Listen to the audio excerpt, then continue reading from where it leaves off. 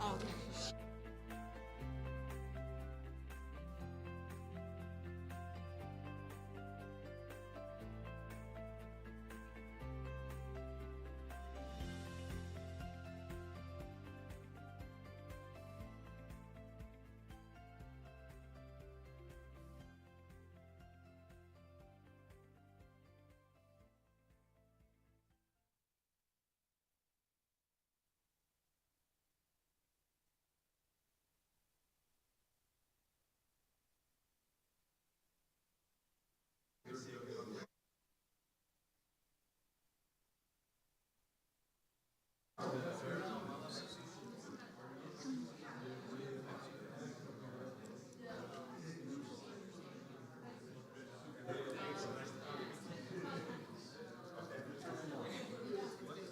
They don't, so they're going to show up anyway. Yes. But I'm going to, we tried to get an email out, but unfortunately Courtney left early, so we didn't get it out. I just saw her. She was doing. She's doing training. Yeah.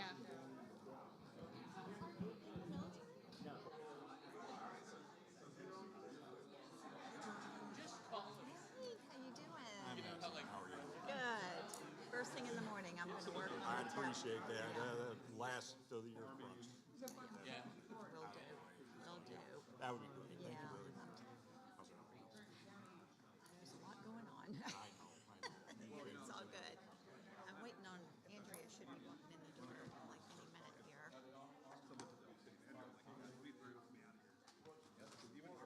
Steve Osborne. Okay, I'm trying to read this. Oh, South.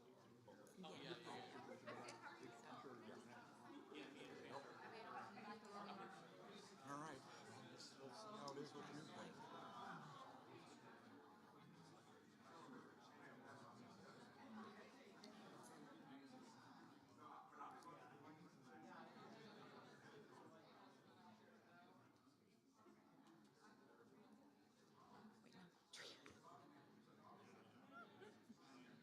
She's almost here.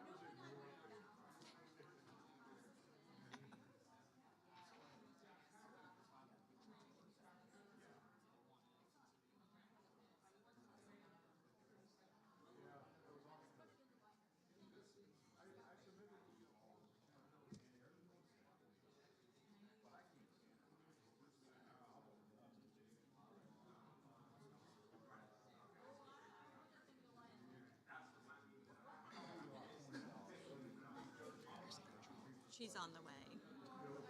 Oh, there she is. Okay, she's here. Yeah. Supposed to be. True. That's true.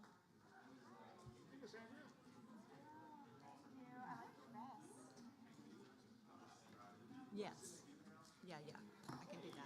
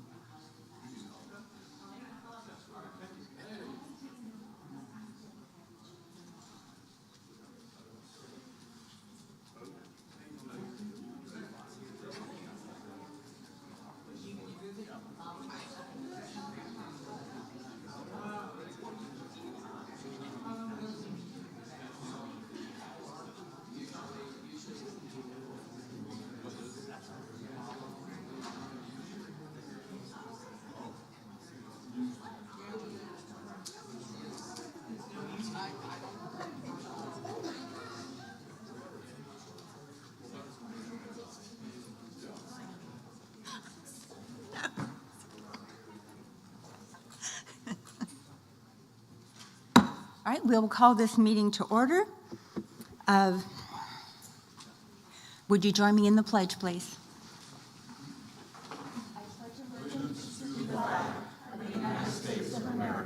And to the republic for which it stands, one nation under God, indivisible, with liberty and justice for all. All right, thank you, and thank you all for coming. Anyone wishing to make a comment on an item not on the agenda should complete a speaker card there, and at the sign-in desk, and for items on the agenda, please fill out a speaker card, and you will be called upon when the item is discussed. Comment times are limited to 3 minutes. We'll start off with reports. Georgiana? All right. May I take attendance really yes, quick? ma'am. Please do a roll call. Attendance. Okay. Atkinson. Altman. Here. Allender. Here. Blake. Cole. Here. Connors. Here. Delaney. Here. Feltner. Forrester. Here. Foy. Goodson. Hammer. Here. Hanley. Jaffe? Is that Here. Jaffe? Okay. Johnson. Kennedy. Smith. Here. Williams. Here. Young. Here.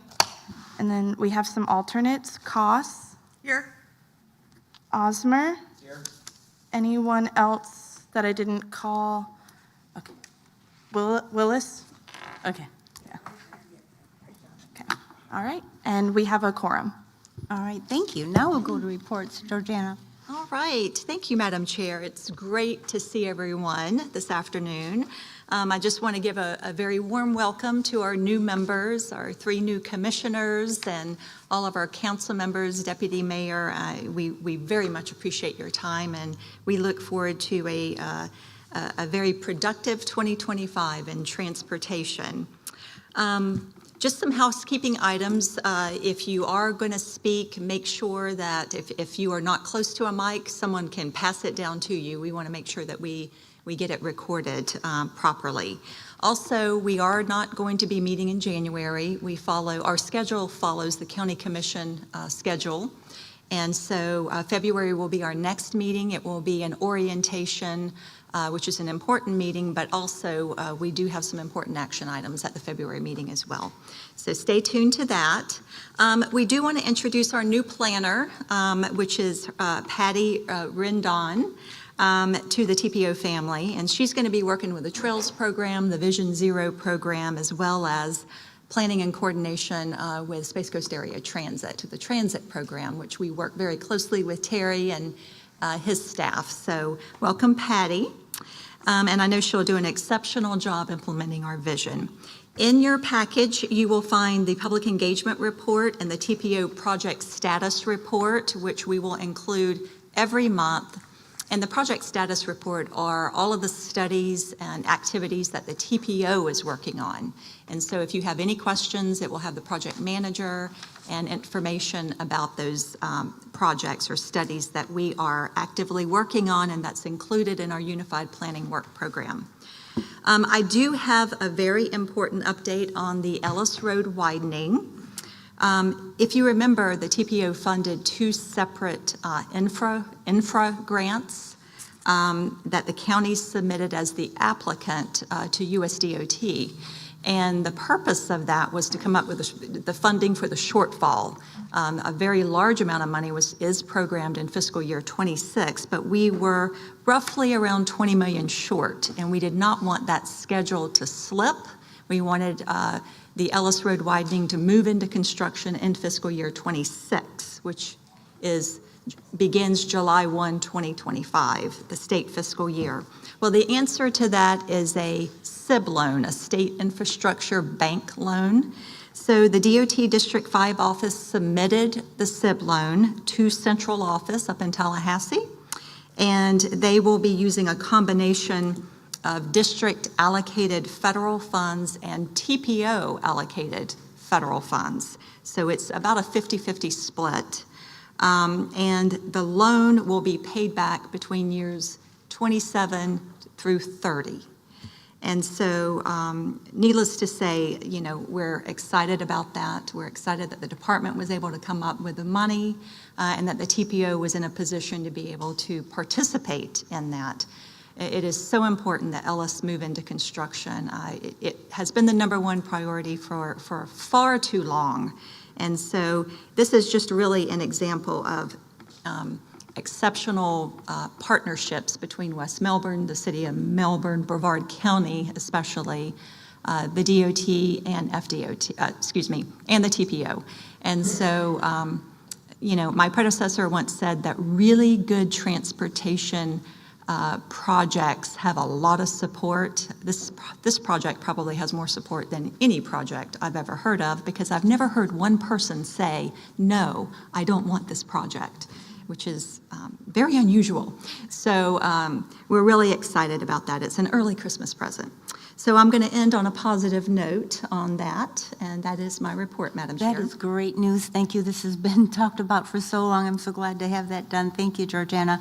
The Technical and Citizens Advisory Committee report, Georgiana. Yes, the Technical and Citizen Advisory Committee met on Monday, and you have a summary of actions at your place.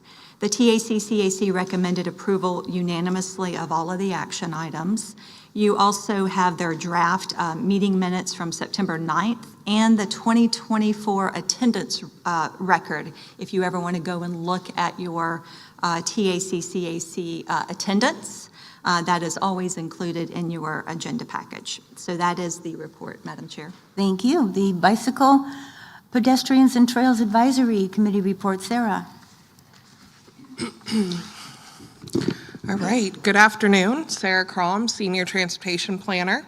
The Bicycle Pedestrian Trails Advisory Committee met on October 28th, and they received a presentation from a program called Best Foot Forward that really focuses on bringing awareness to remind motorists to yield to pedestrians and crosswalks.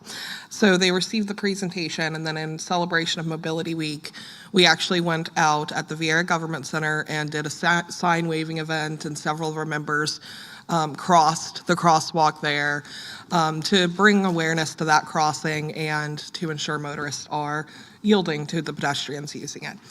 The next BPAC meeting will be January 27th at 5:30 at the Vieira Government Center, and that concludes my report. Thank you, Sarah. The Transportation Disadvantaged Local Coordinating Board, Terry Jordan. Thank you, Terry. You're welcome, Madam Chair. Good afternoon, everyone. My name is Terry Jordan. I serve as Director for Space Coast Area Transit, reporting this afternoon on the Local Coordinating Board meeting that took place on November 18th of 2024. Per amendments made to Florida statutes, an update was given on the annual Transportation and Productivity and Performance Report of Space Coast Area Transit was provided. The Local Coordinating Board approved our annual operating report and also the 2025 meeting calendar. An update was given on the Transit Development Plan by a consultant from HDR. And one of the things I like to report on typically is our fixed route ridership numbers have increased by 4.14% over the prior year. And our demand response service, which is the group that this board represents, is up more than 4,000 trips for the 2024 over 2023 numbers. That's my conclusion of my report. If there are any questions, glad to answer. Thank you, Terry. You're welcome, Madam Chair. Thank you. All right. Florida Department of Transportation, Chuck.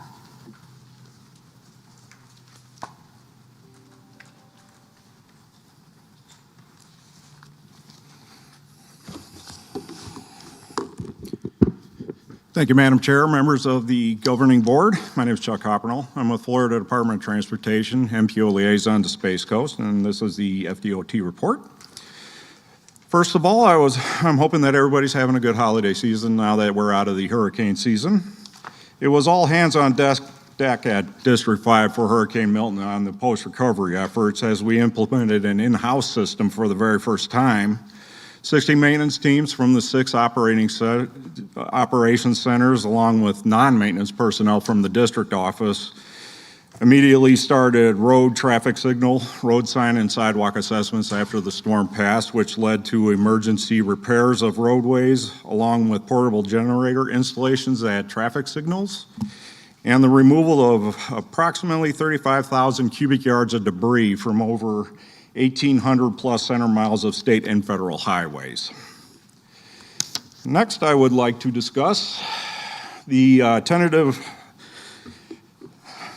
work program public hearing that occurred last week. It occurred from December 2nd to December 6th, and it was virtual 24 hours a day for that week, but we also had an in-person open house on Wednesday, the 4th, at the DeLand District Office. And we had 18 participants come to the open house, and one of them was your executive director, Georgiana. She did attend as well. So even though that the public hearing is now concluded, public comments are still open. So at the website you see here on this slide, and also the QR code will take you if you want to scan there, also has the section where comments can be submitted. So this will occur until December 20th. Finally, Florida Department representatives from Program Management will be in attendance for the February 10th CAC-TAC meeting and the February 13th Government Board meeting to give a presentation on the tentative work program. So this will be very beneficial for the new members of this board and a good time to start asking questions and get an understanding of what the work program is all about. Additionally, representatives from the Planning Office will also be in attendance to give a quick update on the Project Development and Environment PD&E studies for the State Road 524 and the State Road 405 projects. The current construction report is included in the agenda packet, showing the current progress of the projects that are currently underway. I, of course, will be available after this meeting if you have a specific question for a specific project or any other information you may need. And I'm always available via phone or email outside the meeting. So with that being said, Madam Chair, that concludes my report. Thank you. Thank you very much. Any questions for Chuck? Thank you. Yes, Miss Mimi Hanley. Thank you. Yes, Miss Hanley. On 192, you have, oh, I gotta have the mic, guys. Yes, yes, please. Mic down here. You talk too long. Okay, on 192, they restriped 192. You have a bike lane that is almost the size of a car lane, and the regular driving lanes are so tight that people are a little afraid to drive on it. I mean, I hear a lot of, that's my city, a lot of it is my city area, and what can we do to get that restriped so that it's not like the bike lane? We could put two golf carts going either directions in that bike lane. And the road lane for the cars is so tight that if, God forbid, we have wind and somebody has pulling a trailer behind, we got problems. So can we get that restriped? Yes, Mr. Feltner, I am speaking again. So let me ask. Mimi, I'm your very big advocate. You know that. But have you been on 192? Yes, yeah. And you know what I'm talking about? I have a clear understanding what you're. Yeah, I mean, because that's people get anxiety, and then that causes all sorts of problems. If you have a little bit wider, I mean, even my police chief talks about it. He says, I don't like these narrow lanes. He says, you try to get some of these, we have people that have mow lawns and have the trailers behind. He said, they never go in a straight line. There's always moving, going a little bit. He goes, stay behind them and watch it. That thing is so tight. When can we have that painted? I'd have to look into that, ma'am. I'm curious, is this going through a particular town, or is this the entire length? It goes through West Melbourne to Melbourne. There may be a little county in there. Yes, but we have 3 commissioners in here when you drive on there. Yeah, I know, you guys. So, Madam Chair, Abby, is this the project, because we have some information on that, because it did come up at the Vision Zero leadership team meeting, and it was brought to DOT's attention. Thank Thank you. Abby Heavenway, Public Information and Outreach Manager for the TPO. So this issue, Ms. Hanley, has been brought to us both from West Melbourne PD and some citizens that we've seen some posts on social media. The project, just for your reference, Chuck, is the project limits are I-95 to Babcock, so the good stretch of 192. And what Councilmember Hanley is speaking about is that it's now a 6-foot bike lane, right? So It's more than, it seems a lot larger than 6 foot. yeah, well, I've heard that was per the car project. went down there. I've heard a car went, they thought it was another lane Yeah. and went down there. I've definitely seen the pictures of that. That's for sure. Cars have tried to use that as an additional lane. As far as the striping of it, that stretch is still under construction right now. I did talk to West Melbourne PD. I know that in certain places they put barricades so people cannot access that as a roadway. I don't know on the status of the FDOT and if additional markings will be put down so that it is clear that that is a bike lane. That's a question for FDOT because it is one of their maintaining, projects. But as far as it goes for public information and education, we do have it on our radar to reach out to West Melbourne PD and Melbourne PD to work on a campaign to educate. But as far as the actual infrastructure, that is FDOT's realm. I know, we don't need education, we need it fixed. There's a difference, Yes, Mr. Feltner. Yes. Can I just ask for clarification? Is it a road diet? Is that what's happened there? A I road don't diet, think you so. said? Yeah. I Right. don't believe. Narrowing that's the plan. lanes as a means of traffic calming on 192? Typically, yes, when lanes are narrowed, it is to slow down traffic, encourage slower speeds. From what I've understand, talking to traffic officers in the past about similar projects. So, I mean, it's not an accident. It's an intentional thing, just for clarification. No, when you go down there, it's really a danger for a car. I mean, Well- it's so tight. I have no idea what the lane width is, So but tight. I can also look in to see what the intent was, but I'm pretty sure it was slow and calm traffic down. Mr. Forrester. This is, this is like a nightmare coming back to haunt me again. Some of you who have been around a few years may remember that I went on a tirade about traffic calming when they make the lane 6 inches wider than the vehicle. And I'll tell you again, as I told you back then, that doesn't calm me down a damn bit. I don't get calm when there's a semi right here beside my door. I know that is a current trend in engineering design on highways, but I think it's stupid. And so what I did not know that they were doing this on 192. It's a disaster. You're waiting, I'm waiting for a big accident. I mean, I happened to be in a truck with somebody else. I wasn't driving, and I just was like, woo! But I didn't even think about the tractor trailer. I'm thinking about, as our police chief, he's talked to me because he knows I'm on here, and he says, I don't like it. He says, because you get a little swing when you have those, we have a lot of people that have lawn equipments or construction equipments and things like that. He said, there's a little swing in it. He says, just a little bit, one day they just get a little bit more, and he says, we got an accident. There's no room for error.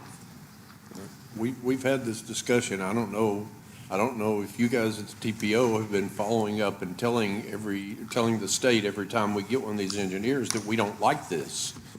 And that was the consensus that came out of our meeting several years ago, was that we don't like it. And I still don't like it. Well, as you know, every project is a little different. Every roadway has a certain, crash history, and the department is trying to solve different problems on different roadways. But to your point, I understand what you're saying, and I know that we've had this conversation before. This particular project, I don't think it was a road diet. I think it was just a routine, project, that the department uses on their design manual, traffic design manual that they design their roadways on. So we will definitely follow up on it, find out what that's about. Can I chime in here? I think what the frustration is that there doesn't seem to be a lot of the input isn't being really taken from, not that we're not giving the input, but I think that when we're seeing the result, the plans, we're not seeing the input that was given from the community or, this group resulting in the plans. And so I'm going to bring up the elephant in the room, Clear Lake Road. I mean, that has been, living with that road is horrible. And I avoid that road at every cost, and so does everyone in my community. And I'm hearing that, there's more traffic calming going on, down south with this theory of narrowing the roads. And so, is there a way we could come to the table with the Department of Transportation and say, we hate this here in Brevard? Is there something else? So, You know what I mean? Commissioner, I will say, the department brings all parties to the table during the design. And on Clear Lake Road, there were county staff, college staff, City of Cocoa staff, TPO, and others. And they even had a very large public involvement meeting where the public was involved. And so the department is getting feedback, and I have seen them, in fact, on one of the TIP amendments here, they kind of bent over backwards to try and design a project that was supported by the community. And I know that that is something that Secretary Perdue has said. We want to build projects that the community wants. So it is a challenge at times because that we have the meetings, the department goes on and they design it and they build it. And then all of a sudden there's dust everywhere, the road is torn up, and citizens are upset. And then it's almost like too late. Right. But it wasn't that they didn't get the input, it's just sometimes people have moved in, there's different people, depending on whether it's a widening or just a resurfacing. It is challenging, but I do see your point that we need to be very clear with the department what we want, and try to strike that balance with what they're trying to do, to improve safety, but, not make it so confusing for the traveling public, So Well, it's not even so much that it's confusing, it's just that it's dangerous, it's inconvenient, it's people are frustrated, they're not confused, they're annoyed. Well, the last thing they want to do is to make a dangerous roadway, that's for sure. Yes, Ms. Koss? Oh, I was just going to say, I drove it day before last, and it has improved quite a bit as the markings, as it comes closer to completion.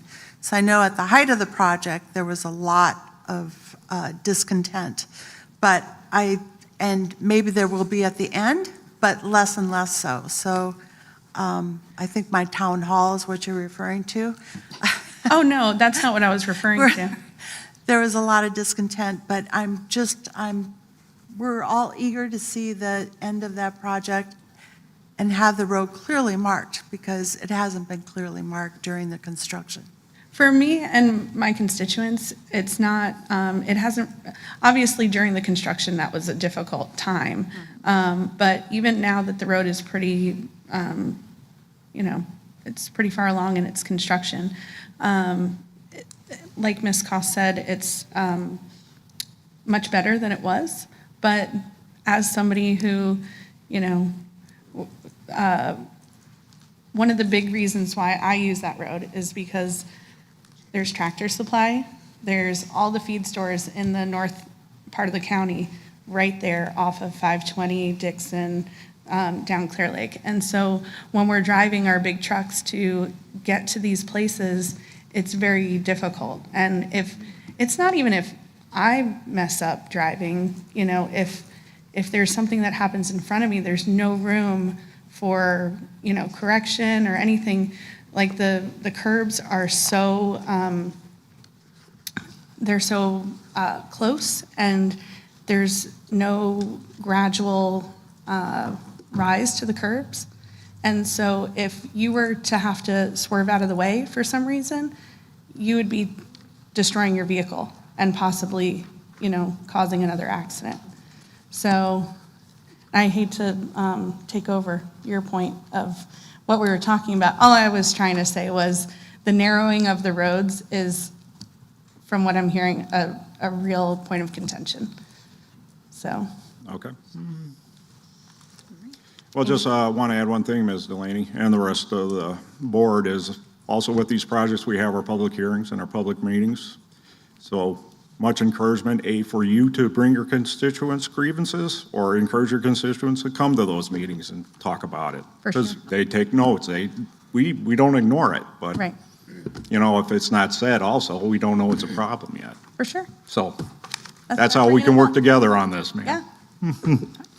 Thank you, Chuck. Yes, ma'am. Thank you very much. Thank you. Next is the consent agenda.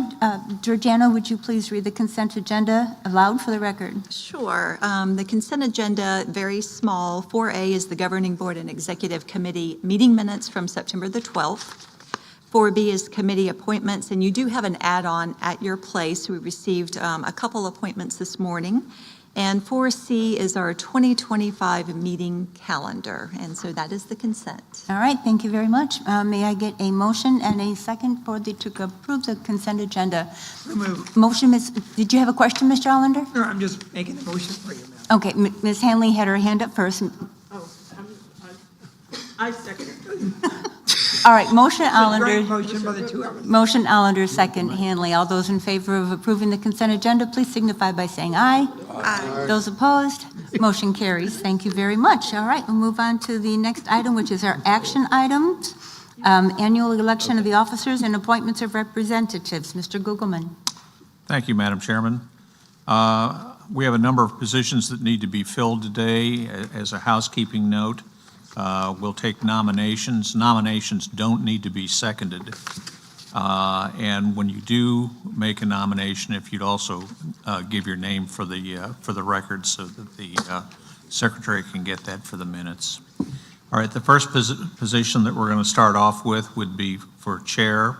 The position is currently held by Mayor Young, and I'm advised that Mayor Young is interested in retaining that position.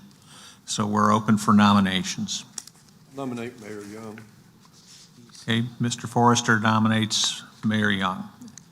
Any other nominations? Going once, twice, three times?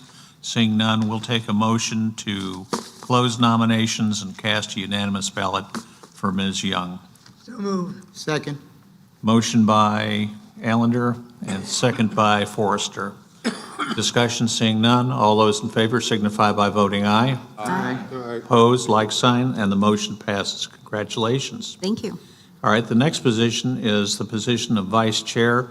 This position is currently vacant, and I am advised that Councilmember Hanley, who's currently on the board, is interested in moving up.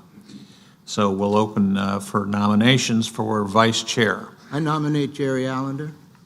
Okay. Who made the nomination for Mr. I did, Cole. Mr. Cole nominates Mr. Allender. Any other nominations? I would nominate Mimi Hanley. Okay, I didn't hear who did that. Rob? Commissioner Feltner If you say so. nominates Ms. Hanley. All righty. At this point, we're going to have to see if there's any other nominations. If there's, going once, twice, three times, seeing none, we'll go ahead and close the nominations and we'll go ahead and take a vote. We can take a hand count vote if you wish. All those in favor of Commissioner Allender, please raise your hand. 1, 2, 3, 4, 5, 6. I count 6. Those in favor of Ms. Hanley, please raise your hand. 1, 2, 3, 4, 5. Let's do that again. I'm counting 6. More than 6. It's more than 6. Yeah. 1, 2, I'm the alternate. 4, 5, 6, 7. I'm counting 7. You see 9? 9 or 10. 10. More than 6. Okay, more than 6. All right, congratulations, Ms. Hanley. It's hard to see it from my angle. Ms. Hanley is now the new vice chair. Now, the next position that we have to fill is that position of secretary. That position is also vacant, and we're open for nominations for secretary.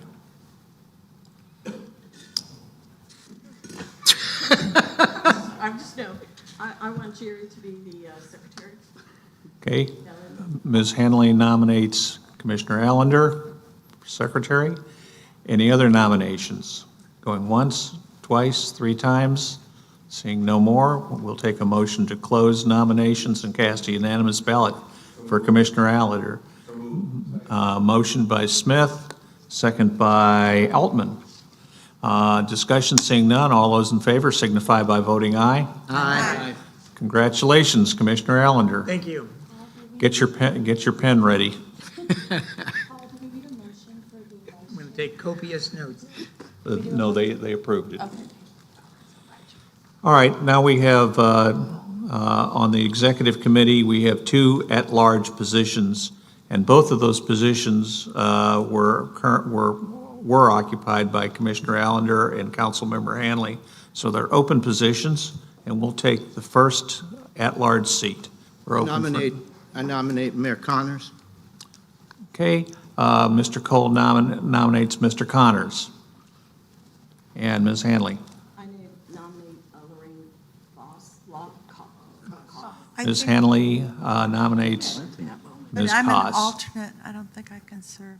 Can I? No, if you're an alternate, you can't. Okay, we're still open for nominations. Going, Willis. Oh, you're an alternate too now?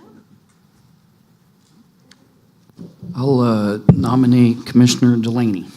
okay. We have a nomination by Commissioner Feltner for Commissioner Delaney. Are there any other nominations? Going once, twice, three times? Okay, we'll go ahead and close nominations. All those in favor of Mr. Connors, please raise your right hand.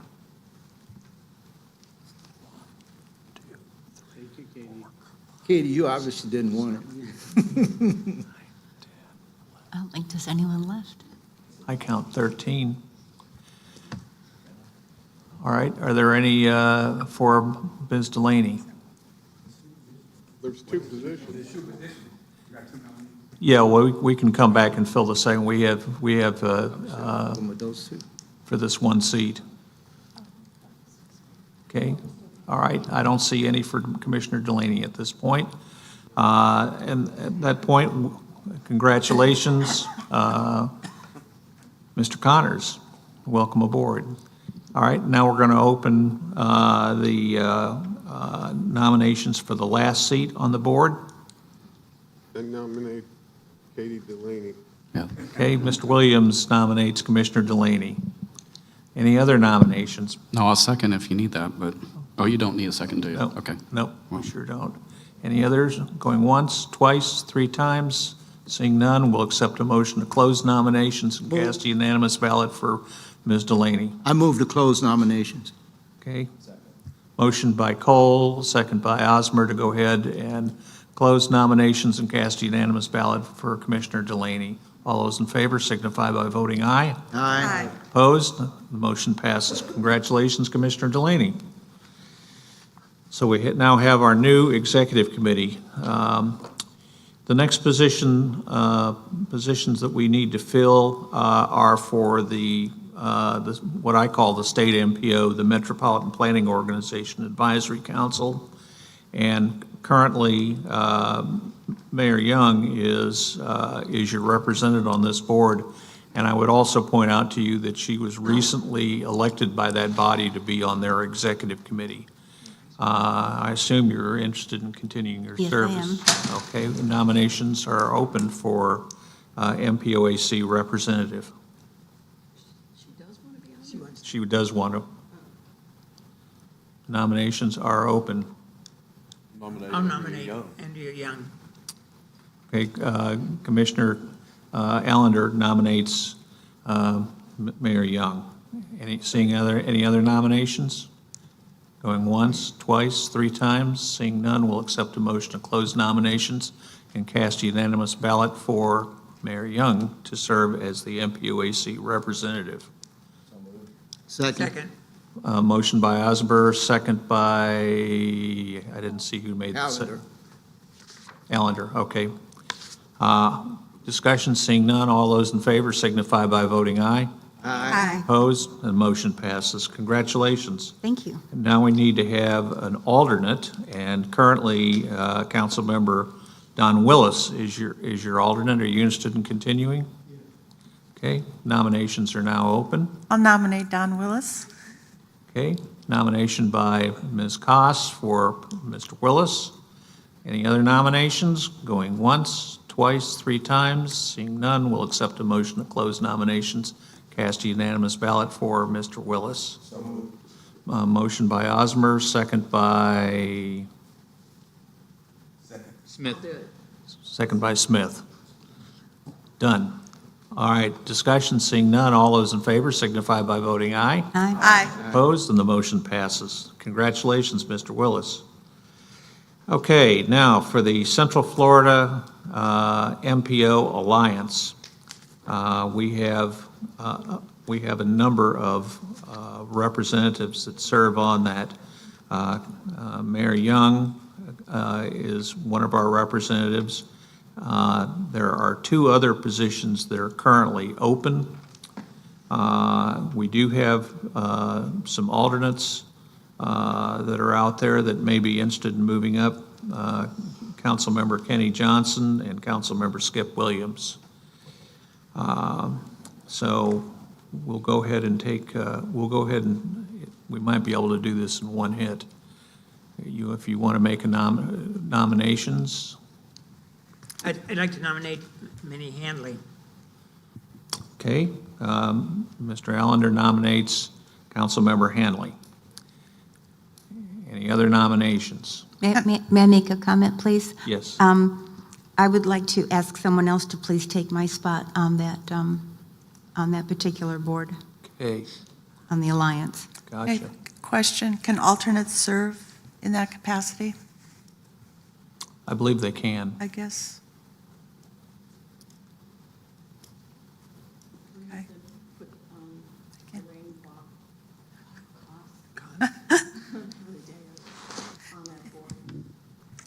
Okay, we have a nomination by Ms. Hanley to seat Councilmember Koss as one of the members. I'd like to nominate Marcus Smith, please. Okay, and we have a nomination for Councilmember Smith. Who was the? Mike Ammer. Okay. Any other nominations? Seeing none, we'll accept a motion to go ahead and close nominations and cast a unanimous ballot for those three individuals, Ms. Hanley, Ms. Koss, and Mr. Smith. So moved. Second. Motion by Allender, second by Osmer. Discussion, seeing none, all those in favor signify by voting aye. Aye. Opposed, and the motion passes. And that gets us to the alternates, and we can seat three alternates. One of the alternate positions is currently open and vacant. The other two alternate positions are currently occupied by Councilmember Kenny Johnson and Councilmember Skip Williams. So we are open for nominations for alternates to the Central Florida MPO Alliance. Have we heard anything from the current alternates as their interest? I have not. Nominate Don Willis. Okay, Ms. Koss nominates Mr. Willis. Any other nominations? We have two other alternate positions to fill. Kenny Johnson. I'm sorry, who did? Okay, Mr. Connor nominates Councilmember Johnson. Skip Forrester. Oh, Mr. Forrester. And Mr. Osmer nominates Mr. Williams.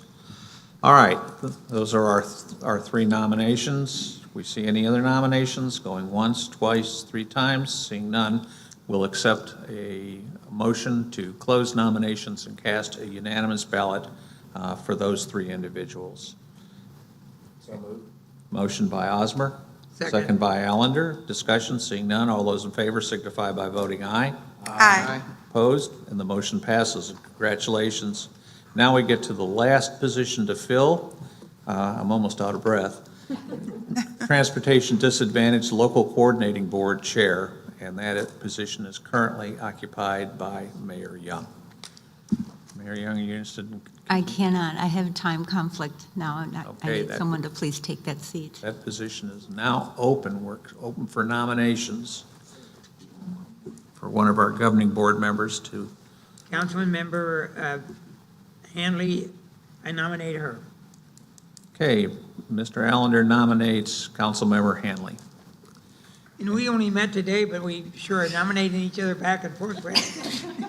Well, we did notice you guys are sitting next to each other. And you brought him a cupcake. It's a team. Any other nominations? Going once, twice, three times, seeing none. I will accept a motion to close nominations and cast a unanimous ballot for Ms. Hanley to serve as the chair of the Transportation Disadvantaged Local Coordinating Board. So moved. Motion by Osmer. Second by Commissioner Delaney. Seeing no discussion, all those in favor signify by voting aye. Aye. And opposed, like sign, and the motion passes. Congratulations, Ms. Hanley. And thank you all very much. All right, thank you. Thank you, Mr. Gogelman. Great job. Thank you very much. All right, item B is policy positions. Georgiana. All right. So each year, the TPO develops a set of policy positions that are really used to convey important issues, a focus that impact or influence the TPO or our member governments. And these positions are in line with our long-range transportation plan, Florida's transportation plan, and other organizations, whether it be the Space Coast League of Cities or what have you. And so I will discuss very high levels, so feel free to stop me if you have any questions or concerns. There has been very few changes from last year's policy positions. So on the first page, and by the way, at your place, you should have the latest draft policy positions. And so on the very front cover, the front page, it says who we are, who is the Space Coast TPO and what we do. And on the far left, it also states our mission and our vision. We plan for a transportation system that enhances the quality of life and economic development by engaging the community. And we aim to provide a safe, multimodal, and resilient transportation system for all. And then over to the right are the three overarching priorities that really focuses on funding, safety, and technology. So those are the three, really the sections within the policy positions. So then when you go to the next page, the second page, it really drills down into those three overarching priorities. And the first section really has to do with funding. Funds the Transportation Regional Incentive Program at a predictable level. That TRIP funding has fluctuated due to funds being diverted for non-transportation purposes over the years. TRIP funding is state funding that requires a 50% match. Let's take Ellis, for instance. There's TRIP money all over Ellis Road. And so it is a very good tool because the TPO can actually match TRIP funding as well as the county and our cities. So of course you have to have the 50% match, but you can, it's a very good funding tool as you start building your different phases. The next one is to develop a resilient network of transportation infrastructure and evacuation routes. For those that have been on the board, we have a transportation resiliency master plan, and we're very proud of that plan. And we know what roads and causeways are vulnerable. But of course, raising a road is expensive. And raising a causeway is expensive. So additional funding is always something that we can use. The next one is establishes flexible and predictable funding for transit projects identified through the Metropolitan Transportation Planning process by removing various funding limitations for the State Transportation Trust Fund. And so this one really, state law limits the amount of funding from the trust fund for transit projects, both capital and operating expenses. And so, it's less predictable. So more funding for transit, we think, is a good thing. It's good for our county commission. And so this is something that we think is important. And then the last two, study potential revenue replacement options for the current motor fuel tax, which is no longer able to fully support the current or the future needs of Florida's transportation system. So we all know increased fuel efficiency, the growing, electric and alternative vehicles, coupled with a rising cost of construction. What that means is less money, less state and federal money for transportation projects. Of course, we don't have a crystal ball. We're not really sure what the EV situation is going to be, but as of right now, we do know that Florida's number 2 in the nation for registered electric vehicles. I think we are at around 250,000, something like that. Certainly doesn't compare with California, but it is something that we have to deal with. And then the last one is to charge alternatively fueled vehicles a fee equal to the fuel tax paid by gasoline or diesel-fueled vehicles, such as an electric vehicle registration fee. Now, we're not saying that that this is necessarily the answer, but it's one of the answers that it could be. And so basically, there was a bill that was filed last year or the year before last that imposed an additional registration fee, and I think 60% of the funding from that registration fee was to go into the Transportation Trust Fund, and I think the other 34% was going to go back to the city or county that the vehicle was registered. And so the point is that EVs, electric vehicles, put a lot of wear and tear on the roads, and they pay zero gas tax. And so there needs to be something, at least, if our legislature could at some point continue to discuss it. And it does sound like that those conversations are taking place. And then if you move to the bottom half of the page, it's about safety and innovation. We want to strengthen the existing pedestrian and bicycle safety laws, engineer and redesign roadways for appropriate speeds, expand regulations on distracted driving. I mean, almost 1/2 of all states already have enacted legislation that prohibits drivers using cell phones, to be in their hands while driving. So hands-free Florida. And then the last one is to support the advancement of innovative transportation mobility solutions and policies that make Florida the national leader in creative approaches to addressing transportation needs, including autonomous connected electric vehicles, advanced traffic signals. And I can tell you Florida is a leader in the nation when it comes to this sort of technology. Here in Brevard County, we have, a 21st century regional transportation management center that is being built off of the Pineda Causeway that really is going to be a game changer for us, and that is 21st century infrastructure. So, it really does better position us for success and economic stability for the future. And then on the third page, move over for people. This one was proposed, it really, Florida continues to rank as one of the worst states in the nation for pedestrian fatalities and serious injuries. And so currently we have a 3-foot passing law for bicyclists. So what this does, it expands the current move over law to include people and protect vulnerable road users such as pedestrians, bicyclists, disabled individuals using mobility devices. So it's called Move Over for People.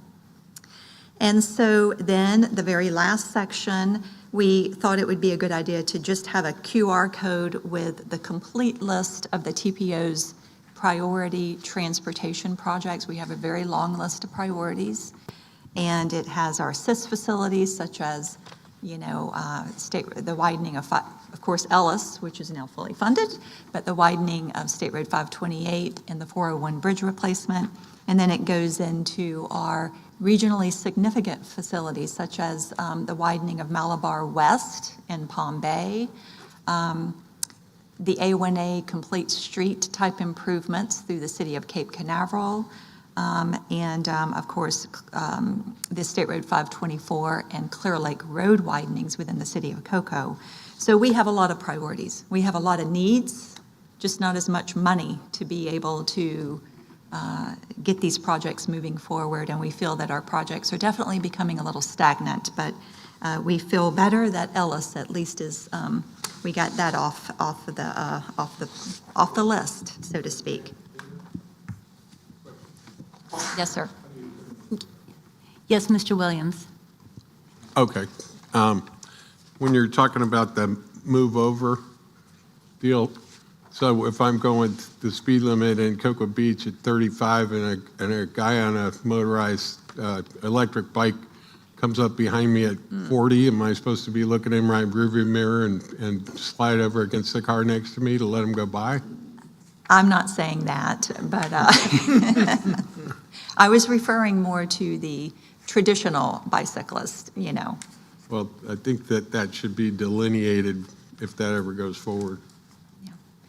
I know that Tallahassee has been having conversations about the electric bicycles, and that is another issue that our cities have been struggling with, and how dangerous that is, even as folks are riding them on the sidewalks.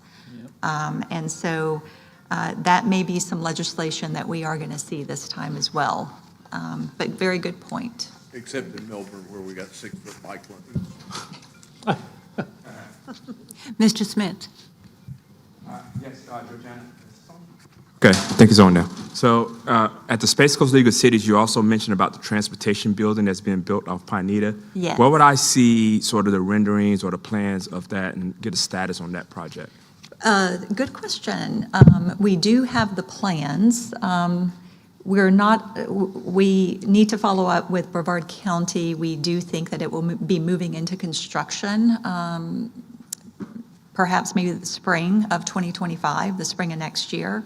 But there are plans, and it is fully funded. And so also the TPO, we're currently within the Brevard County building there in Viera. And so we will be moving our office in with the traffic engineering into that building. And there is precedent, the North Florida TPO, is in the Traffic Management Center up in Jacksonville.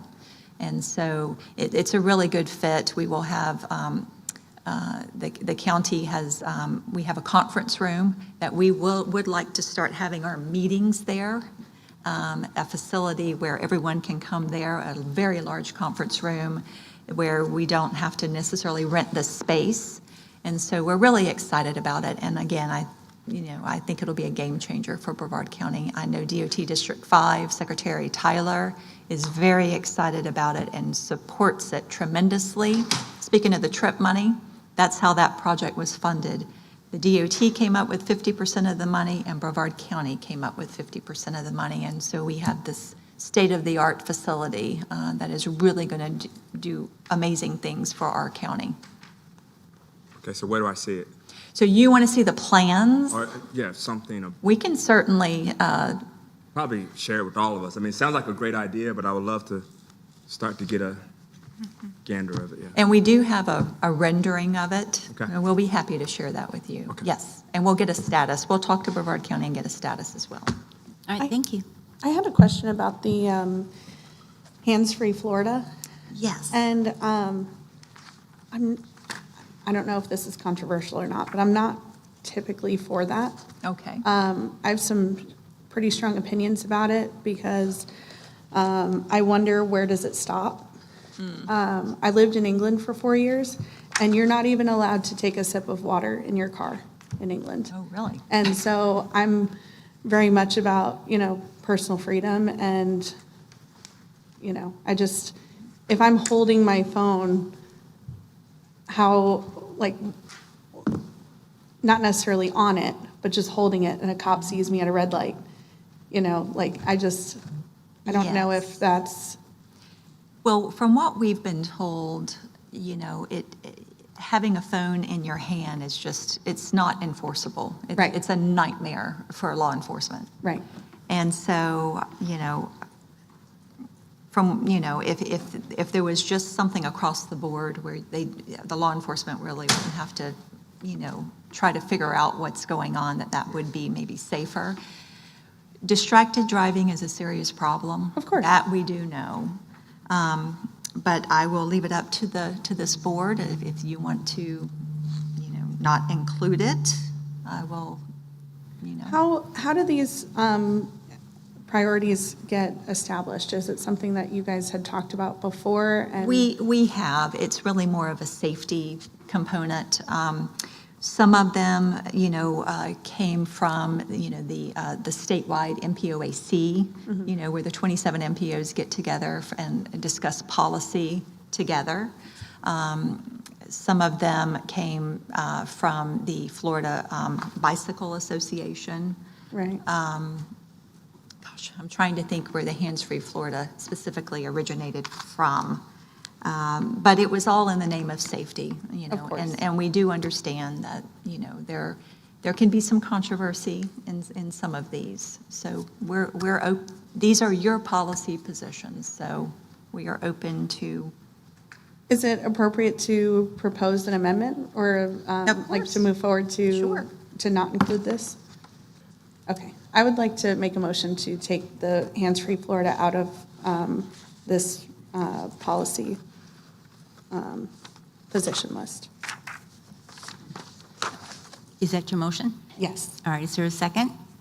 So now that my apologies, Madam Chair. So now that I'm looking at this, it really doesn't say hands-free Florida. It just says expand regulations on distracted driving. So would we want to just take that one out? I don't think so, because I think maybe there's other things that, Right, I haven't really thought about, but this Yes. is the first I'm hearing about this, so. Yes, But- I mentioned the term hands-free Florida, but that's technically not in the policy positions to your point. So now so we really wouldn't have to take anything out, but if you, strengthen existing pedestrian and bicycle safety laws, that's kind of Right. overarching. Of course. So, so the term hands-free Florida is not technically in here.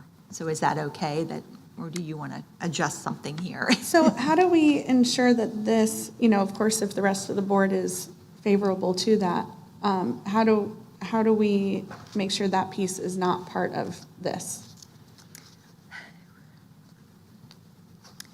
We could make some sort of little notation here.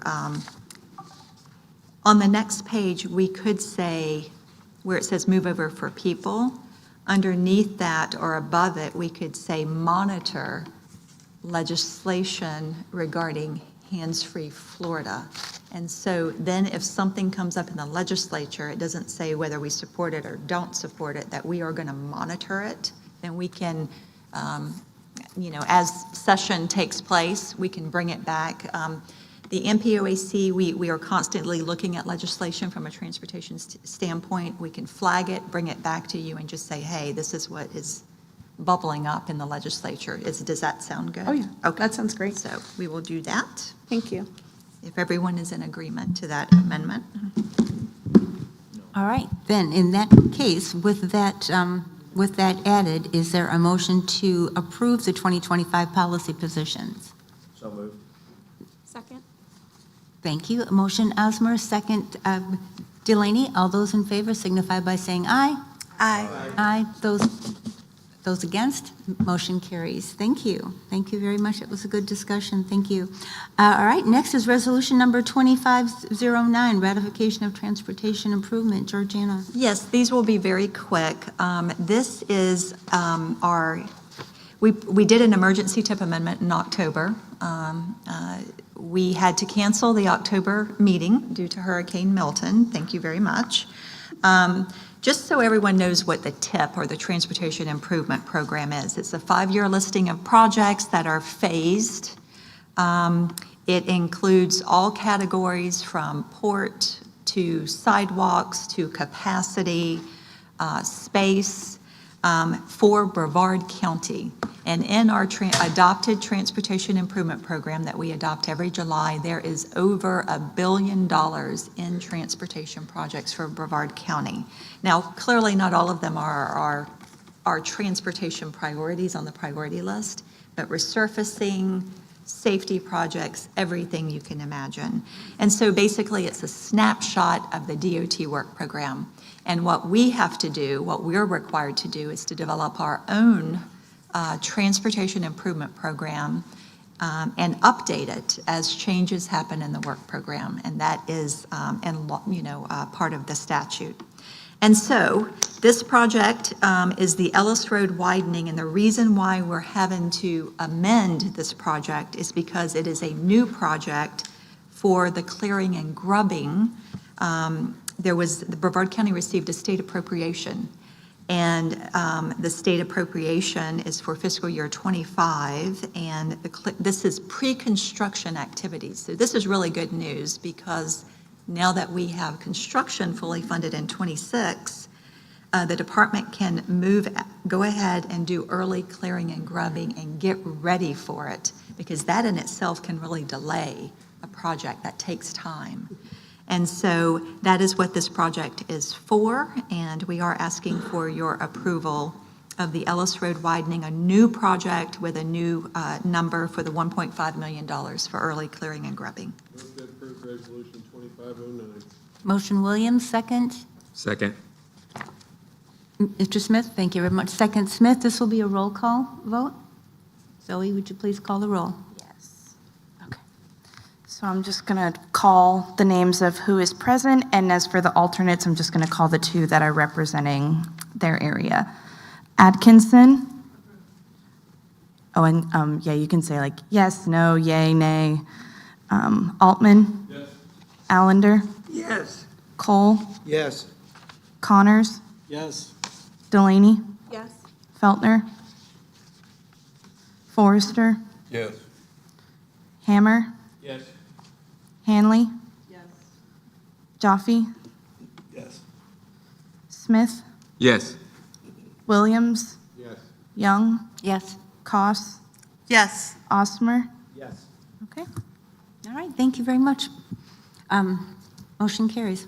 Motion approved. All right, next item is Resolution 2510, the Transportation Improvement Program Amendment. Georgiana. Okay, last tip amendment. This one is for US 1 from Myers Drive to Crane Creek Bridge.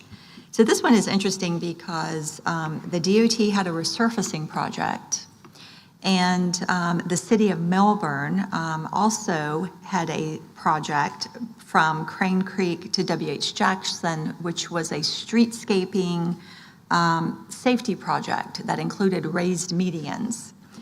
And so this was a situation, and this was submitted to the TPO when we did our call for projects for federal funding, and we did fund that project for the city of Melbourne.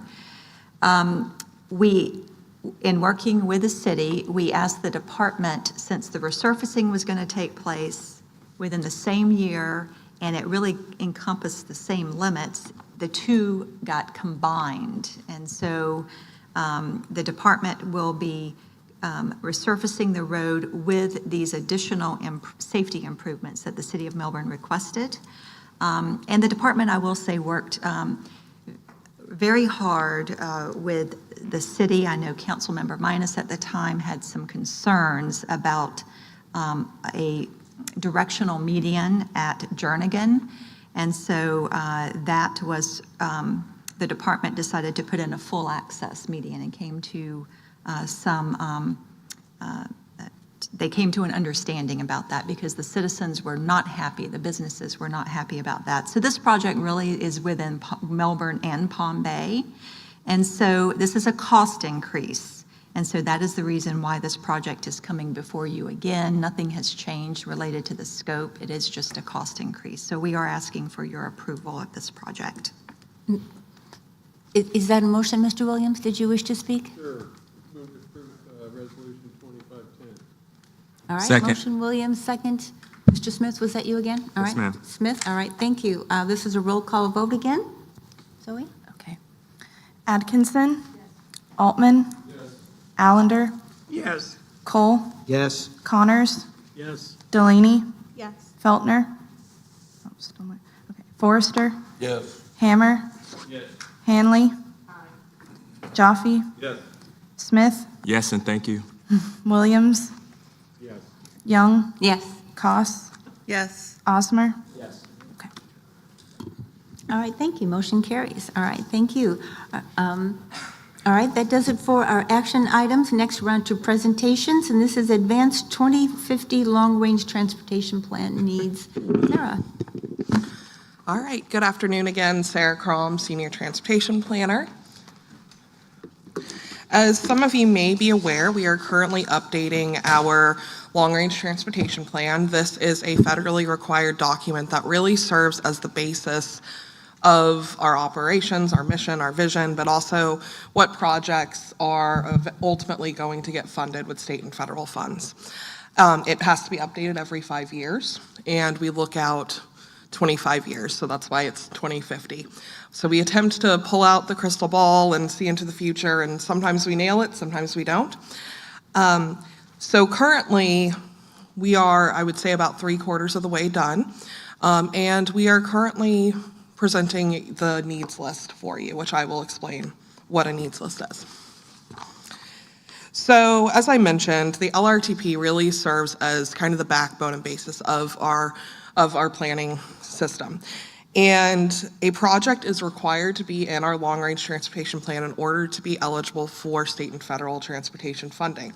And so our LRTP sets that cost feasible plan where then municipalities, during our annual call for projects, have the opportunity to pull projects out of the LRTP, submit them to be on our list of project priorities, or LOP, and then ultimately, once they're funded, they go into the TIP, which is the Transportation Improvement Program that Georgiana just presented 2 amendments for.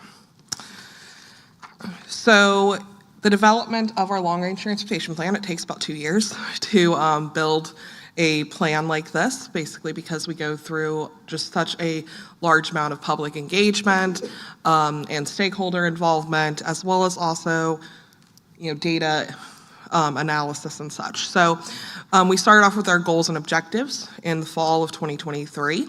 Next, we moved into looking at our existing conditions. So who are we now as a county transportation system, economy, et cetera.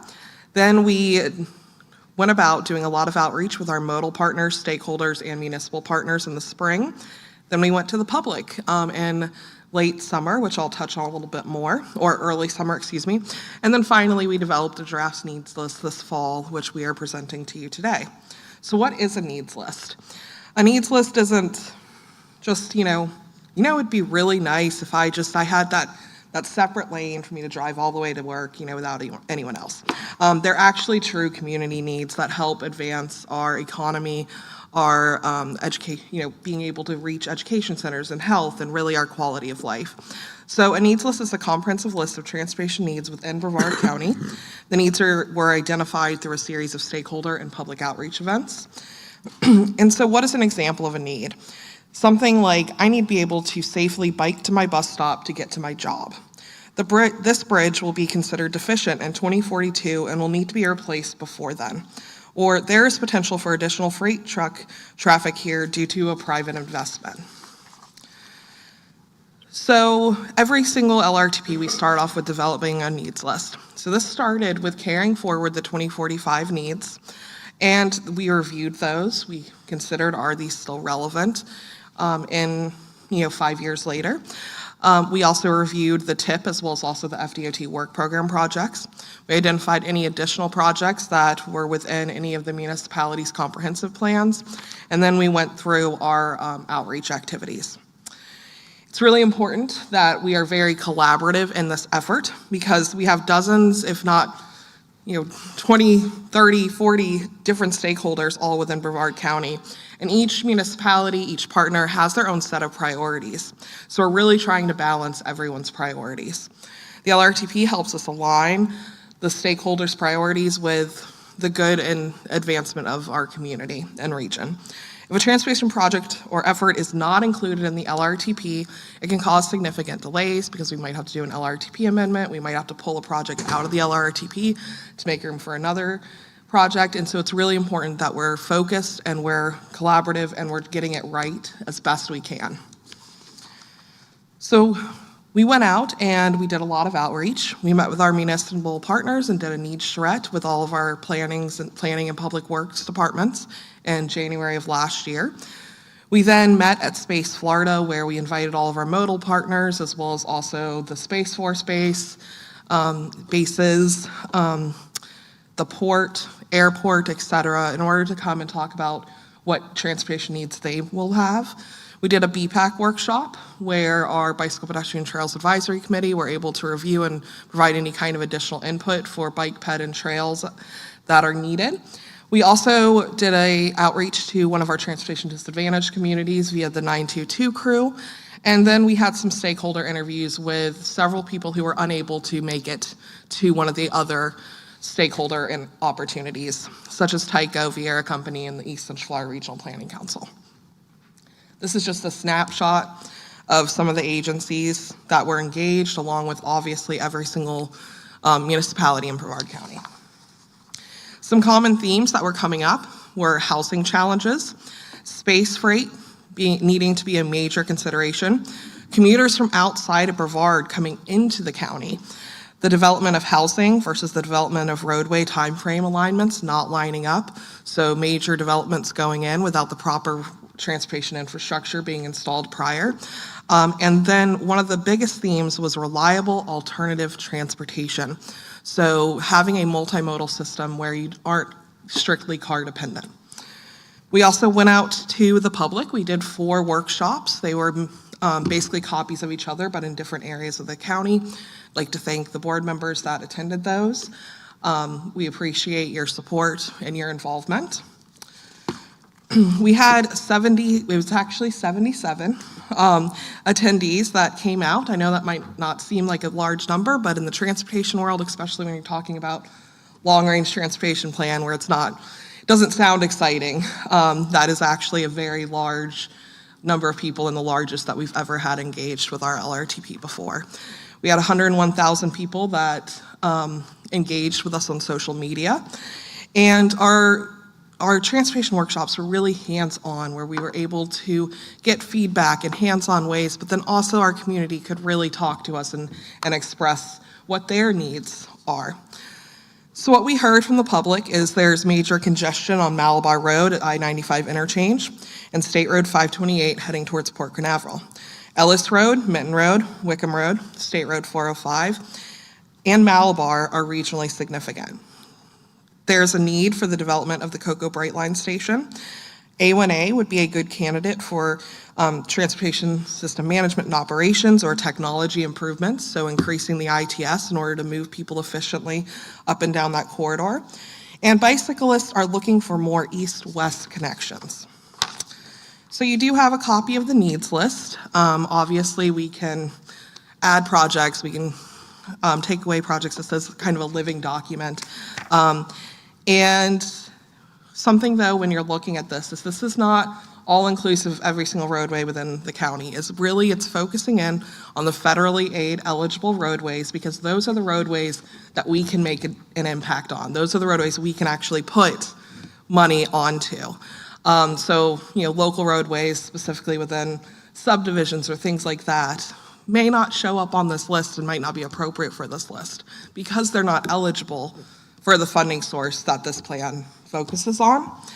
And really, we want to be thinking regionally.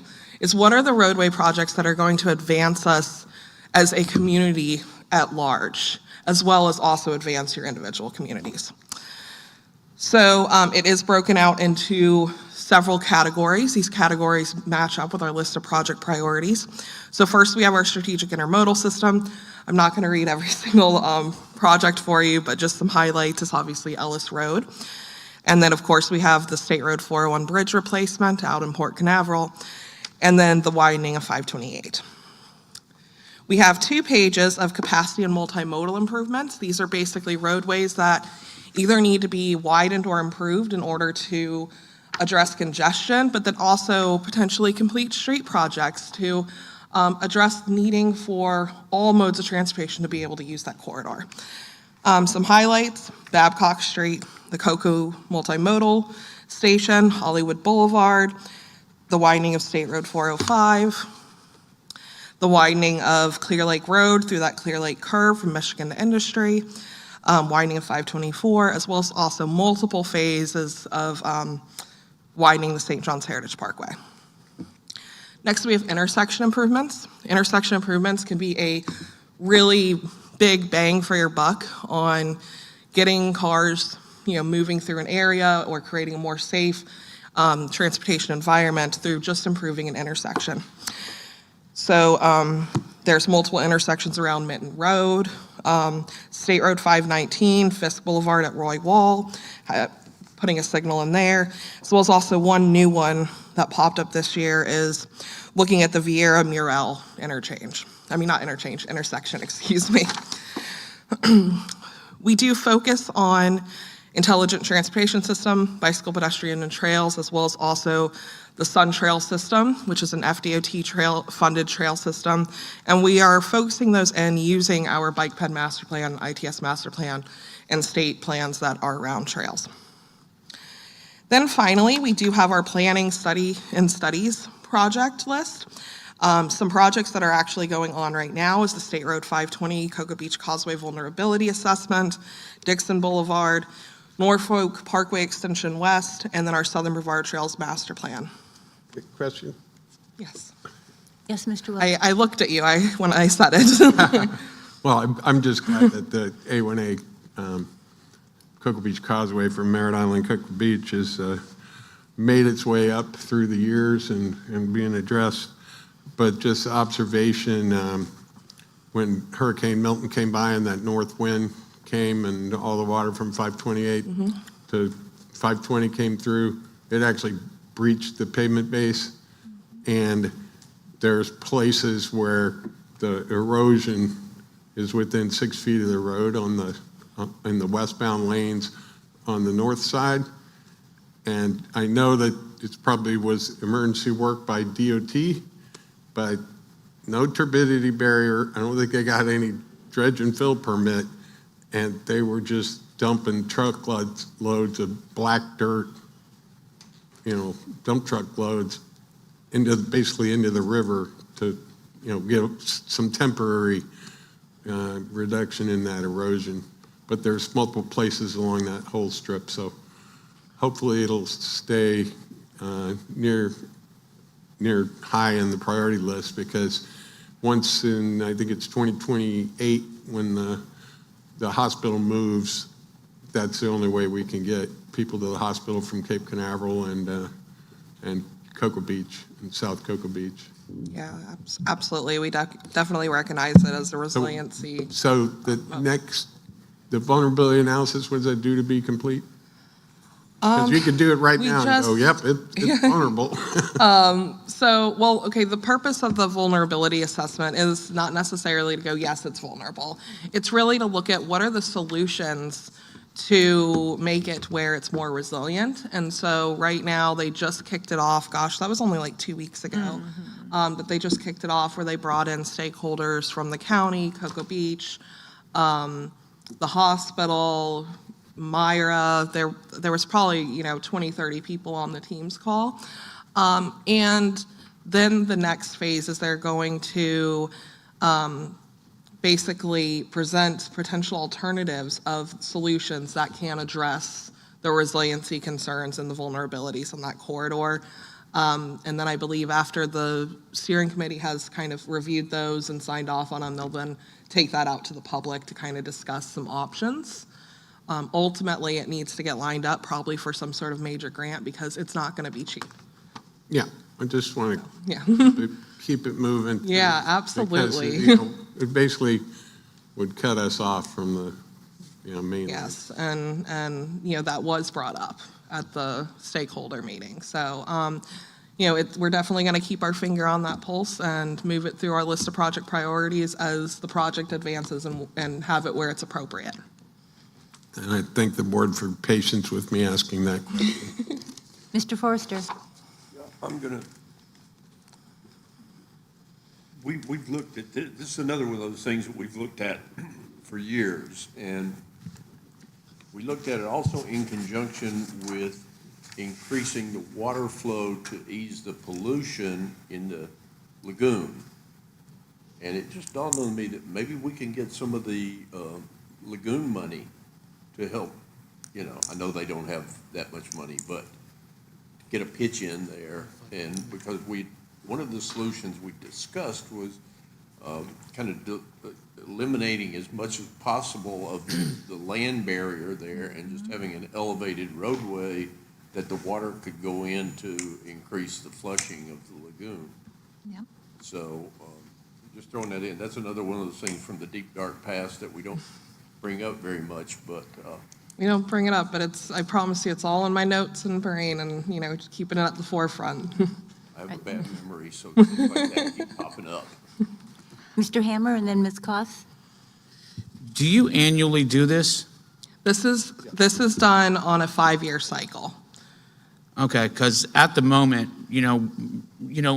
I'm not sticking up for anybody else, but Palm Bay is experiencing more of a residential boost Absolutely. than most others.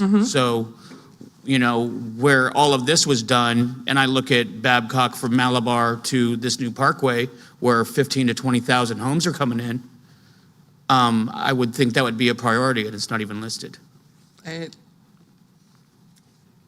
From Malabar to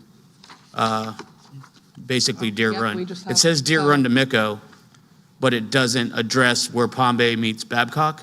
Okay. And I would think that would be something that would be extreme priority with that being our major artery to 20,000 homes. And it's 2 lanes with 2 schools on it, and almost Yeah. 3 schools, plus another Publix. Plus, that's where a lot of our empty commercial structures are going to be at. So I think it's going to be a main arterial artery for our city that doesn't even look like it's being addressed. So the limits that are listed now are very specifically listed that way because they align with a PD&E study that was previously done that did address where Babcock and Malabar intersected. And there was a very robust study done on how that intersection should operate. Now that PD&E is sitting on a shelf somewhere because, regretfully, it's a very expensive project and we need to sign money. But I can guarantee you that, it is being addressed in here. We met with your city staff and they sent us, you guys are booming down there. And, they were able to tell us everywhere that you're seeing those huge residential booms. Okay. Thank you. Ms. Koss? Yeah, I was just going to mention on the, in response, I think you're referring to the half-cent sales tax for the Indian River Lagoon and to raise the 520. Using that, the language for that half-cent sales tax was a referendum. The specific language calls for the amount of dollars that go toward a project are based on the amount of nutrients that the project takes out of, and that's why it would be limited. What the voters decided on limits us to what that can be spent on. I didn't think it was a solution, Yeah. just maybe a contribution. Right. And the Save Our Indian River Lagoon and Natural Resources are invited for those meetings as well. They're on the invitee list. Katie? Thank you. I'm sorry, Ms. Delaney. No problem. So I see that Dixie Way is on this list. That's up in Mims Scottsmore. What I would ask is that before this has any kind of true movement to it, that I get a chance to contact my people out there. Because I was at the meeting, the Titusville meeting that you had up there, and not one person from Scottsmore was at that meeting. So I would really like to reach out to my people out there to make sure that that's something that they want in that community before we move. Not that I don't want to take it off the list until I talk to them, because if they want it, that's great. Let's get it done for them. And the other thing I was looking at was, while I was at that meeting, I know that a lot of people there were very concerned about roundabouts. And I'm seeing in the Cocoa area, there's a lot of roundabouts coming in. I counted, just from a quick scan, 3. And so I'm wondering where the public input was with this planning, because I know when I was at that meeting, there was a lot of concern about the roundabouts. Would you like to speak to the Clear Lake Road roundabout, Georgiana? So the Clear Lake Road roundabout, they will be having a public meeting to discuss that.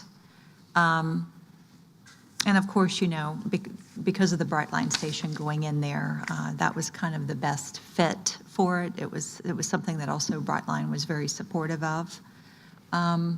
So there is an opportunity for the public to weigh in on that. We actually, the design had been sitting on the shelf for over 5 years, and it did not originally include the roundabout. Right. Because at that time, even though we had identified that was the location for that station, it had not really, Brightline had not come to the table, really.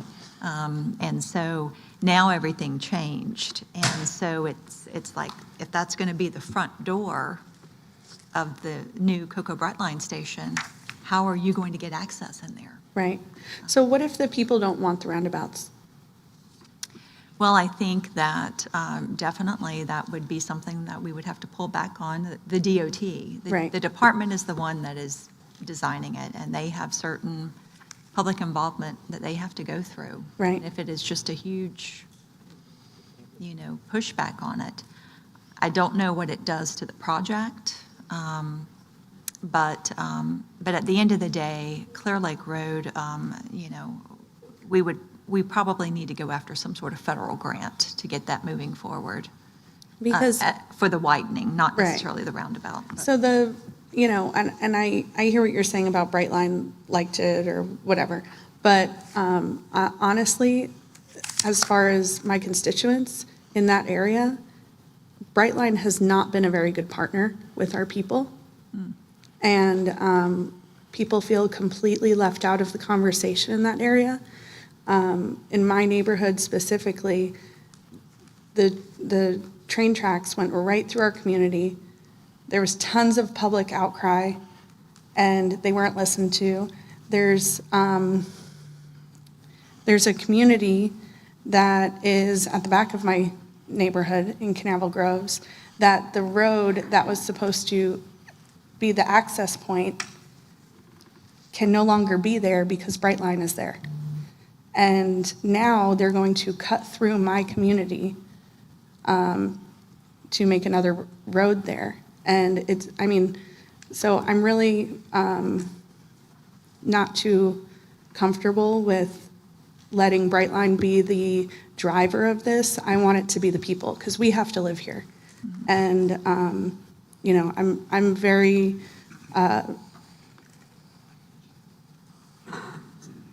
the people who voted for me to get me into this position, they have instructed me to come and be their fighter for them, because they feel very unheard. So, Well, they'll have an opportunity. right, but I understand the opportunity, but for whatever reason, up until this point, they haven't been listened to. And so I'm hoping that in the future that this is something that's different, and whoever is going to be listening to this video, I hope that they contact me, and that we can come to the table and come to a better place with our community. Yep.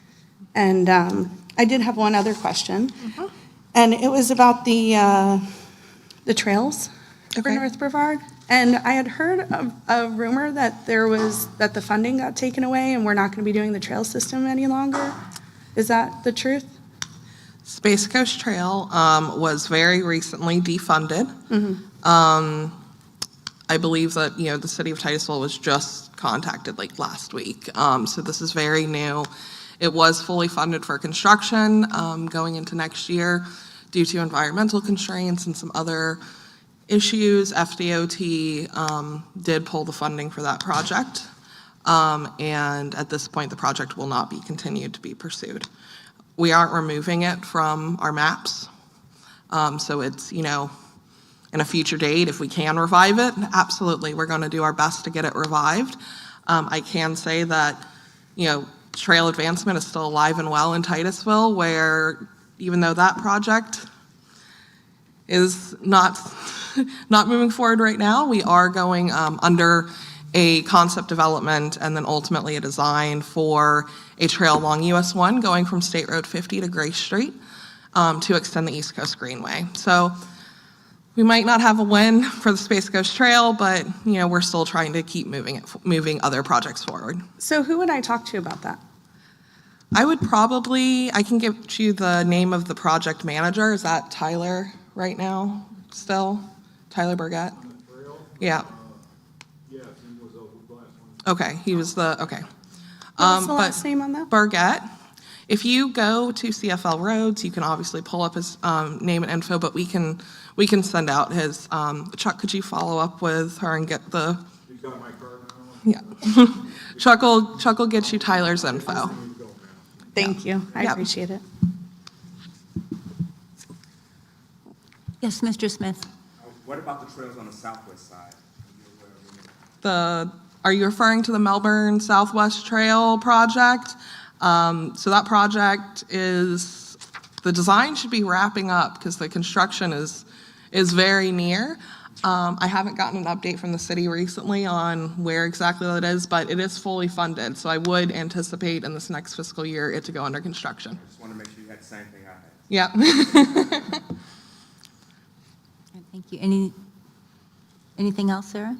Yeah, let me just go over our next steps and schedules so you know what to anticipate over between now and July. We are leading up to a July adoption of our 2050 LRTP.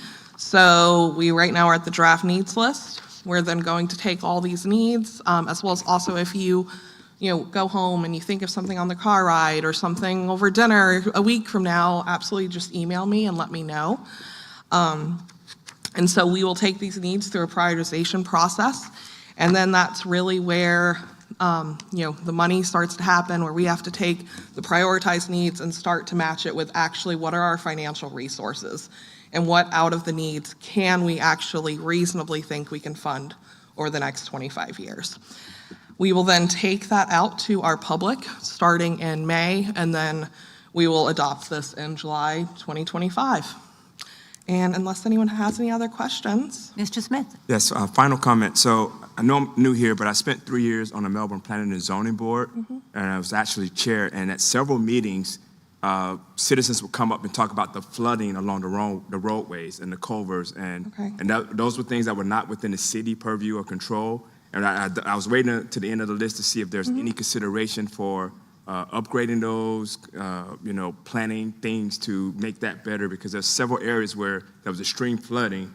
I think Parkway and Wickham is one example. So we do have our Transportation Resiliency Master Plan, and that should be considered in every single project development.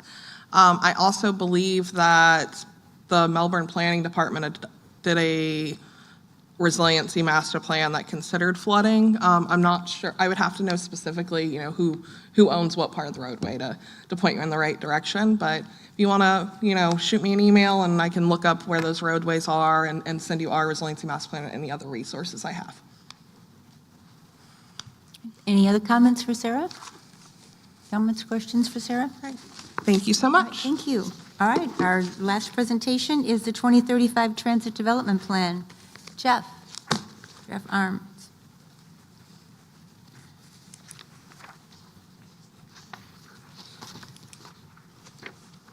All All right, I always like being last. Best for last, my kids always say. I'm talking about dessert.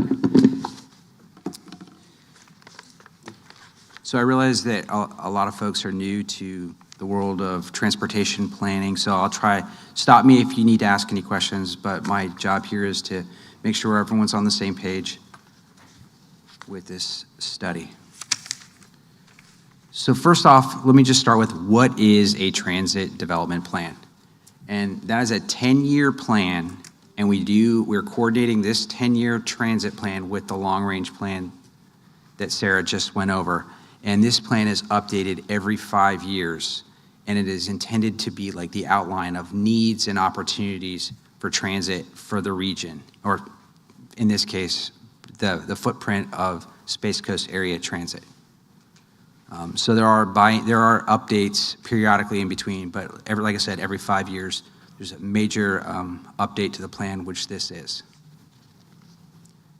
Some of the elements of the plan is really, it starts with just the demographic analysis, understanding where those growth hotspots are, to make sure that we're all on the same page, where the growth is happening, the different makeup of the community in the different areas, and their needs for transit vary quite a bit throughout the community. The goals of the agency, we look at other sister agencies to see maybe some things that they're doing well, compare the efficiency of the system compared to other peer agencies, and use that information to help formulate some of the analysis and develop some recommendations. And we've had quite a bit of public and stakeholder engagement throughout the whole process, which I'll touch on. So just as a recap, there's a lot of benefits to transit.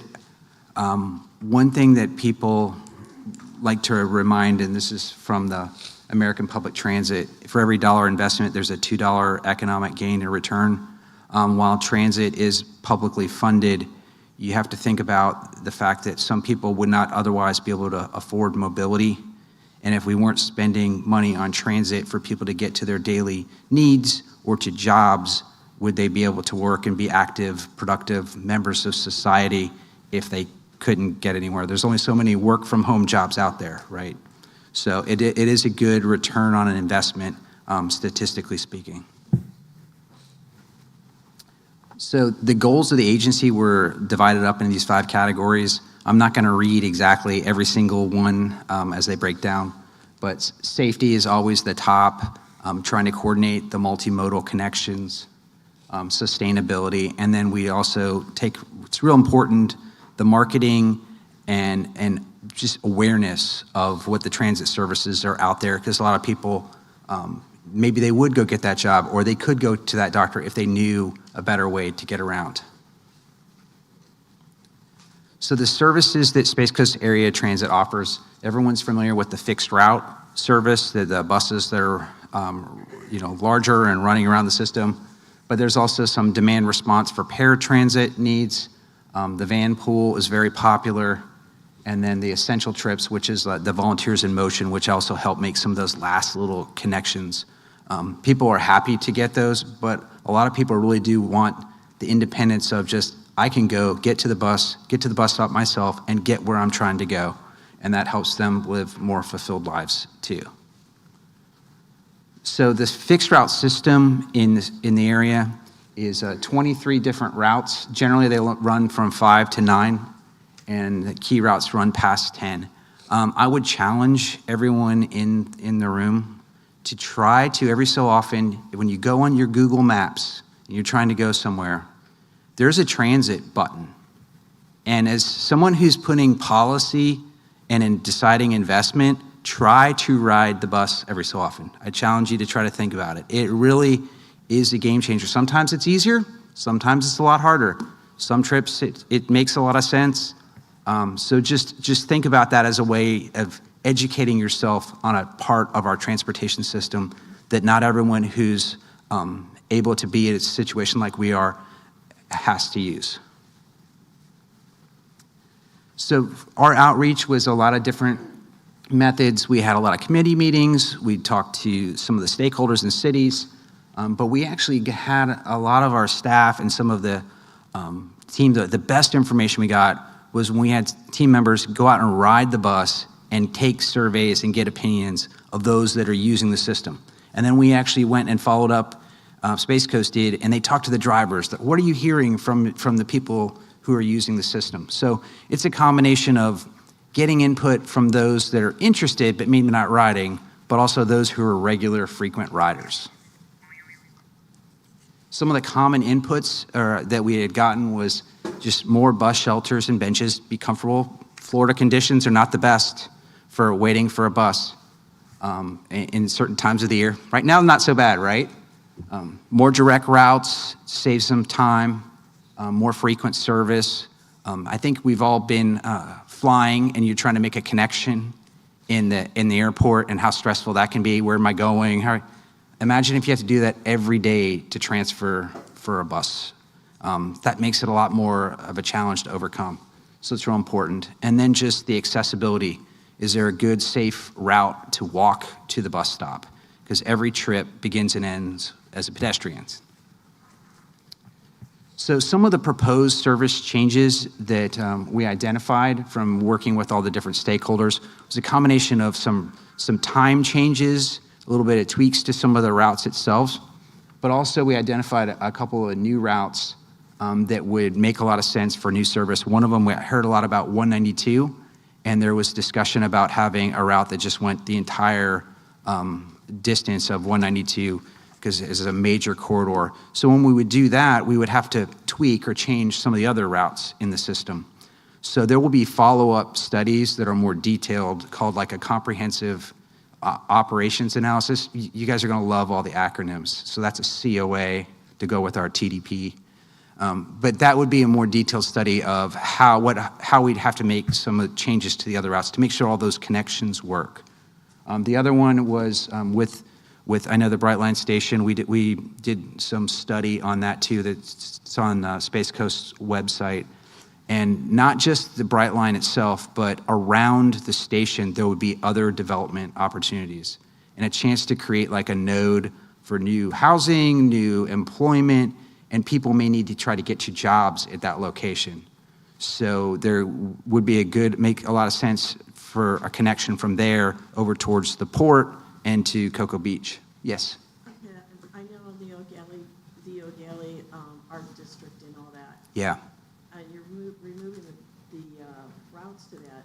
I find that really hard because we're growing in that. We're getting restaurants and businesses in that area, and parking is a problem at the moment.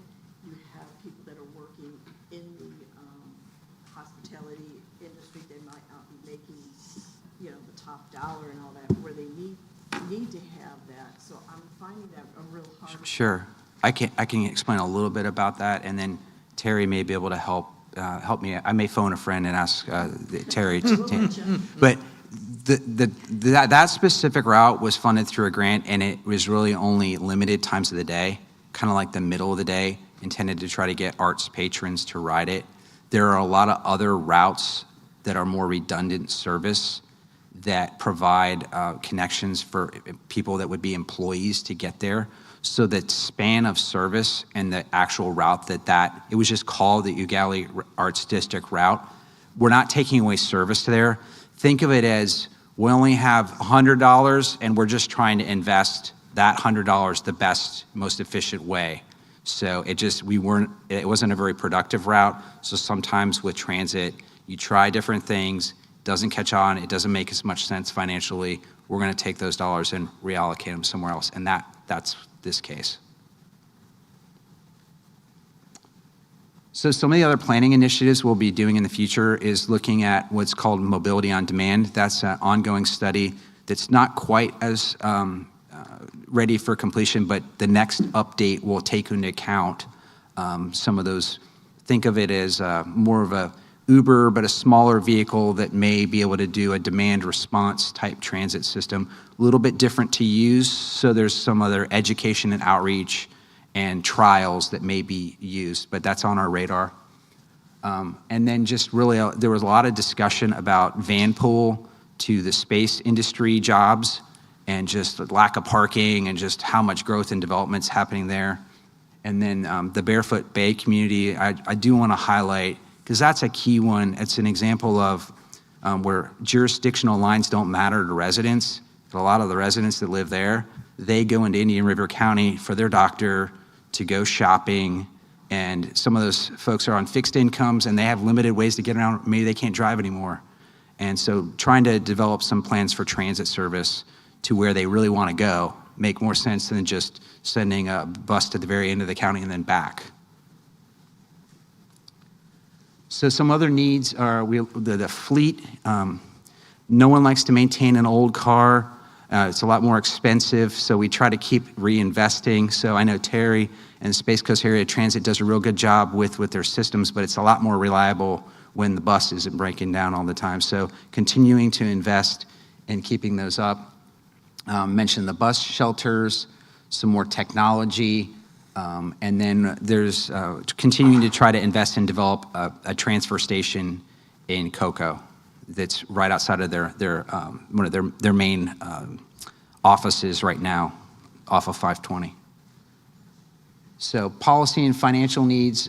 Some different cities actually have some ways where they help fund specific routes, or maybe they pay for certain passes. So there's different ways that local governments can be partners, and that's something that Space Coast Area Transit wants to continue those discussions. And then just other private career source and other partners are real key. I think there's been a lot of new advertising. The awareness, like I said, has been up, just continuing those efforts and the outreach. And some key action items going forward are we put in these four buckets. Keep planning, learning from what we're currently running and efficiencies, invest in the locations where there's going to be growth and the things that are showing success, technology, and then local agency coordination. I mean, this is the greatest forum when you bring together state, local governments, counties, cities, to keep talking about ways to invest and be smart about transportation. And then funding with state, federal partners, which the Space Coast Area Transit has been really excelled at, getting a lot of service development grants and taking their dollars that you all as local taxpayers invest in pairing those with federal dollars to go, or state dollars to go even further. So final steps, this would be scheduled to be on the board agenda in January. As typically, the briefings and things like that, if there's any questions, would be there to answer them. But this is the last presentation on it. And then you can see the timeline for, we'll be talking about the next TDP sometime after, it's due in 2030. So I think with that, does anyone have any questions? Questions for Mr. Arms? That was a very good presentation. Thank you. All right, thank you. All right, that was our last presentation for today. Are there any other discussion items for the good of the order? No? May I have a motion to adjourn? So moved. Motion Allender, second Osmer. Thank you very much, and we'll be meeting here again on February 13th. Do I have a motion to adjourn? Oh, sorry, I already have my motion. Sorry.